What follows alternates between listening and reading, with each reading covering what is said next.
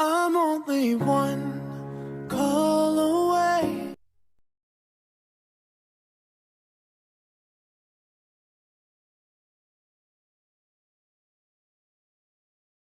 Magandang hapon sa ating lahat mga kabady.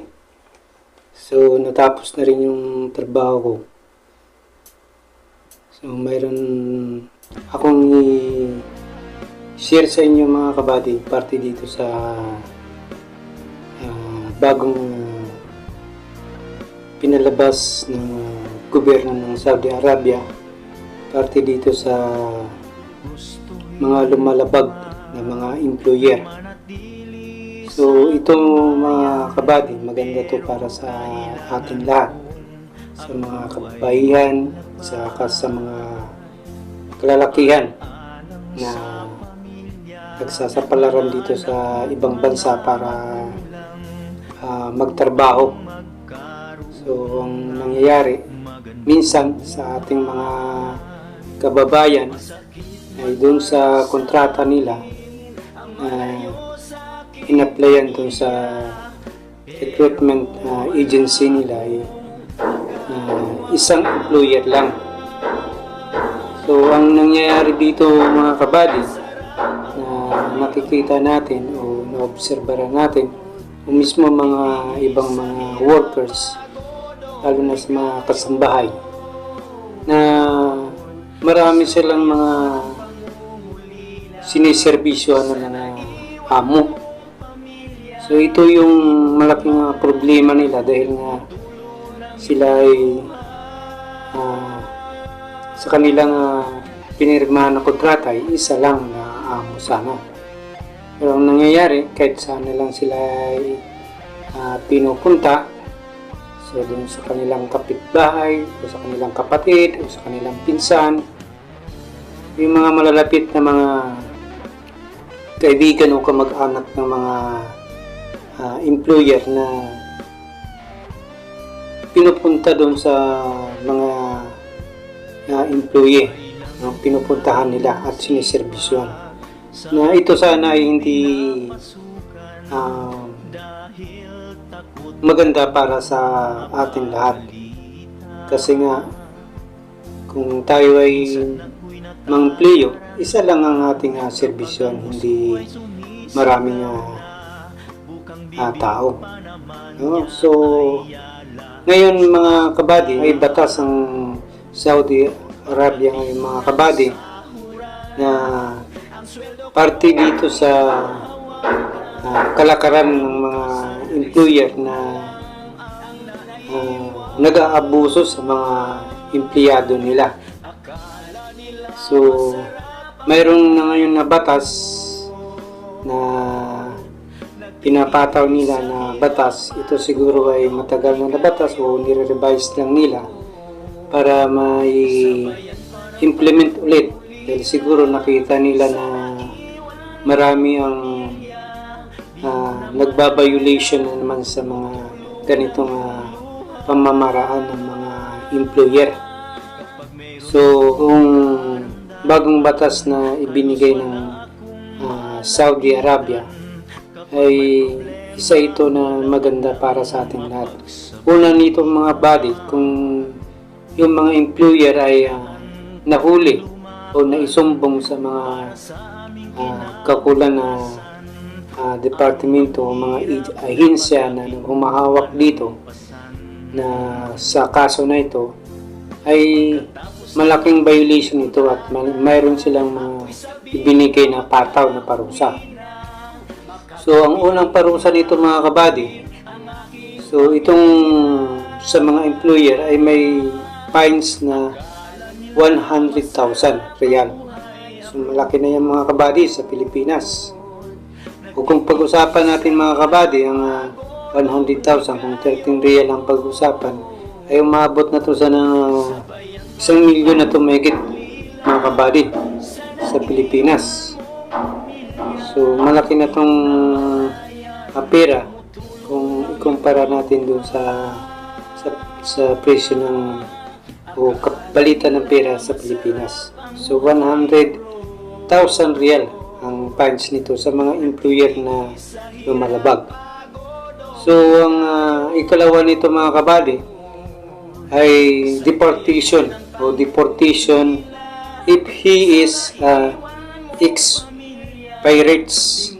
So, ibig sabihin, kung siya ay isang employer na hindi siya residensya o hindi siya talaga taga rito at kumuha lang siya ng residensya dito sa Saudi para siya ay magiging isang regular na workers dito sa Saudi, ay ito ay pwede rin silang maparusahan ito.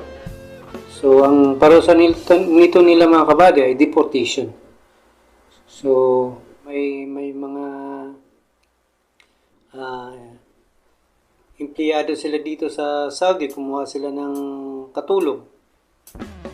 So, yung employer na yun ay pwede siyang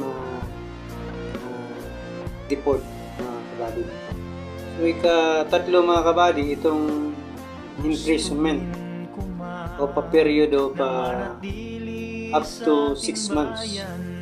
So, bago siya ma-deport, so, ikukulong muna sa mga kabady ng 6 na buwan. So, yun ang malaking kaparusahan sa mga taong nagsasamantala sa mga employees nila, mga kabady. So, ang ika-apat mga kabady, itong deprivation of recruitment for a period of up to 5 years. So, ibig sabihin, hindi sa pwedeng bumalik o hindi sa tatanggapin ng mga recruitment agency kung sino man yung hahawak sa kanya para siya makabalik sa Saudi, ay hindi sa allowed nito. Bali, ang nangyari nito mga kabady, parang ban para sa kanya na 5 years.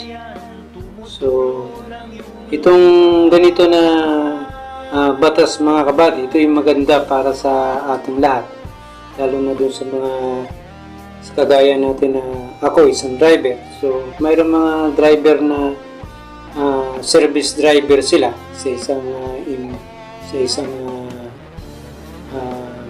amo. Siniservisyohan nila yung mga anak, no? Hinahatid sa school. So, imbis na yung amo lang ang pinupuntahan nila o hinahatid yung mga anak nila, pati yung mga pinsan nito, mga kapatid nito na may mga anak, kasama na. So, imbis na isang lugar lang pupuntahan niya, yung amo niya lang, ay pupunta pa siya doon sa kabilang amo para kumuha sa mga anak. Tapos doon naman sa kabila, pupunta naman siya. So, marami siyang amo. So, itong ganito na mga kabady ay paglapag ito sa batas ng Saudi Arabia mga kabady. At saka mga kabady, itong mga kasambahay din natin, kawawa din sila kasi minsan nagsiservisyo din sila ng maraming mga amo na kung ikaw ay isang katulong, pupunta ka doon na naman sa isang bahay para maglinis. So, pagkatapos po doon, pagkabukas, mayroon ka na naman pupuntahan ng isang bahay para maglinis naman ulit. So, palipat-lipat. Pero ang nandun sa kontrata mo mga kabady, o sa kontrata na nakalagay doon, ay isa lang amo sana. So, maganda itong balita mga kabady para sa parte sa ating lahat, para yung mga employer naman ay hindi mag-abuso sa mga tungkulin nila sa mga employees nila. Kasi kawawa naman tayo na halos sa hirap-hirap na nga tayo magtrabaho, tapos ganun pa nila, halos hindi pa nila pakainin ng maayos yung mga tao, yung mga employees nila, pahirapan pa ng gusto. Tapos marami pang mga amo nilang sa servisyohan. Tapos yung mga ibang amo pa na mga iba ay mga salbahe pa. Ginagalaw pa nila yung mga employees nila. So kawawa talaga mga kabady. So sana naman ay itong batas nito ay magiging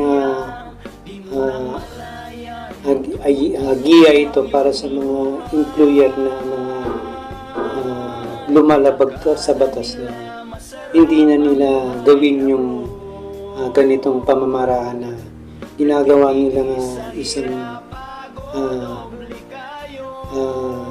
kawawa yung mga empleyado nila na magserbisyo ng humigit kumulang ng 3 mga amo. So maganda itong mga kabady para sa ating lahat mga kabady.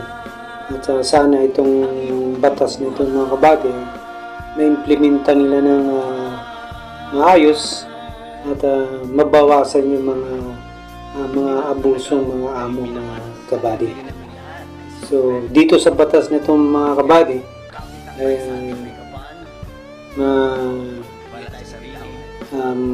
magiging maayos yung takbo ng trabaho natin dito sa ibang bansa kung itong batas nito ay susundin talaga ng mga employer.